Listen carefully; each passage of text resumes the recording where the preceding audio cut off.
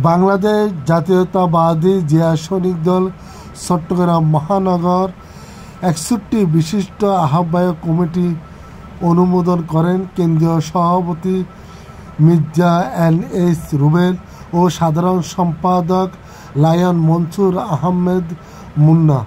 মোহাম্মদ মাইনুদ্দিনকে আহ্বায়ক এবং উমর ফারুককে সদস্য সচিব করে এই কমিটি অনুমোদন দেয় বলে জানা যায়। শহীদ জিয়ার আদর্শকে সাধারণ মানুষের মাঝে ছড়িয়ে দেওয়ার জন্য জিয়ার সৈনিক দল গঠিত হয়েছে। আগামী সংসদ নির্বাচনে জিয়ার সৈনিক দল গুরুত্বপূর্ণ দায়িত্ব পালন করবে বলে ব্যক্ত করেন কেন্দ্রীয় সভাপতি এবং সাধারণ সম্পাদক।